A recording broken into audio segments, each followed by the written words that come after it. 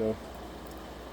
Today I want to talk about the Space Shuttle Columbia that exploded over East Texas in February 1st of 2003. I personally remember it. We're warming up for a softball game that morning, and I actually saw pieces of the shuttle going across the sky. It was a pretty big deal for East Texas back then. I'm going to talk about an overview of what happened with the shuttle, what exactly the mission was about, the importance of disaster in the context of aerospace engineering, safety, and the highlights of the critical role of the structural integrity of the thermal protection and the space flight safety. The mission launched on January 16th of 2003 from Kennedy Space Center in Florida. The mission was 16 days long, and it focused on microgravity and scientific experiments. They had a crew of 7 astronauts. There were over 70 scientific experiments conducted in a range of disciplines, including physical sciences, life sciences, and Earth observation. The Columbia was actually the first shuttle to ever enter the service in 1981. It flew a total of 28 missions during its operational lifetime.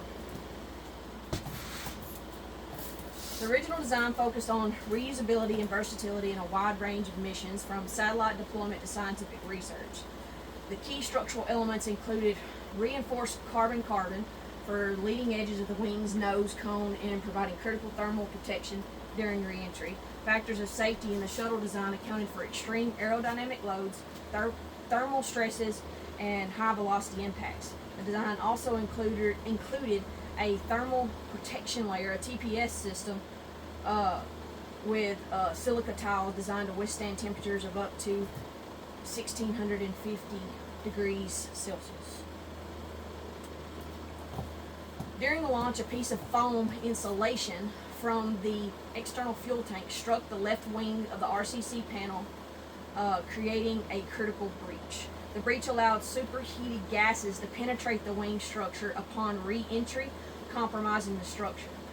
On launch, at roughly about 80 seconds into the launch, is when the piece of foam actually struck.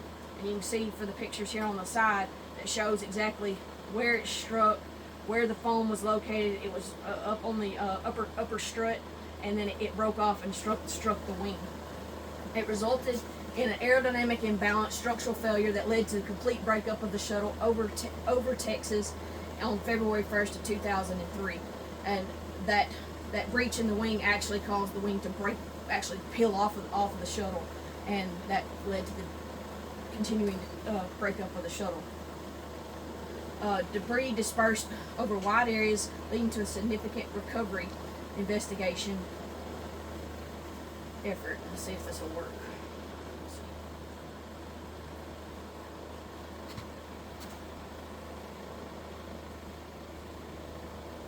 Can you see the video? Can you see the video? Now you can.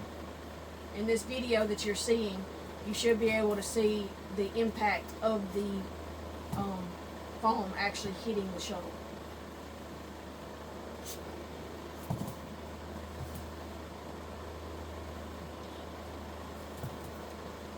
They didn't really think that this was going to be a big deal. Over the history at that time, over 79 missions that foam strikes happened in about 65 of them. So they kind of disregarded it as not even being a big issue. But the piece of foam that actually broke off and struck, they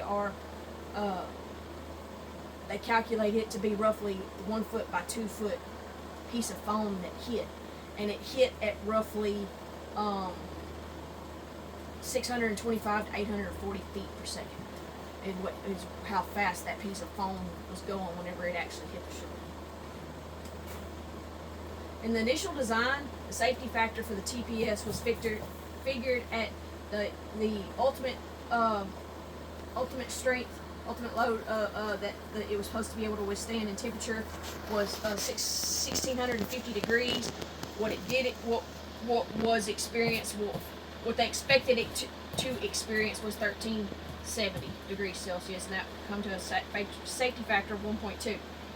In the real world, the actual stress conditions during re-entry exceeded their design limits, and what I took was taking for real world is the factor of safety that it was the ultimate load that it was expected to occur was anywhere from 100 to 150 megapascal, and this is an estimated value of 175 because obviously it failed, so it was going to be below 1, so this 175 is an estimate.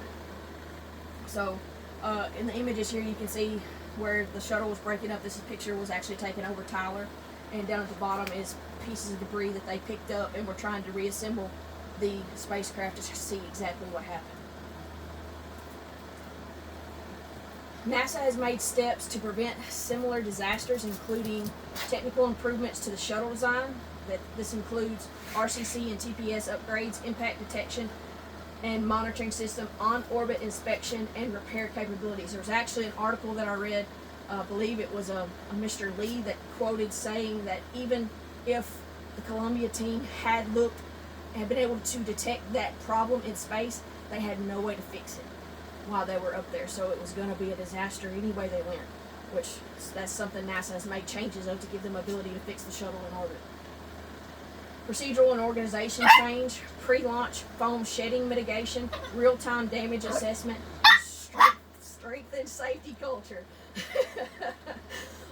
Long-term impact and legacy, space shuttle retirement and new vehicle designs, enhanced risk management and safety protocols. And from this image on the side that you can see, this is actually taken from the radar in Shreveport in the National Weather Service that you could see for hours of the space shuttle exploding over East Texas and Louisiana.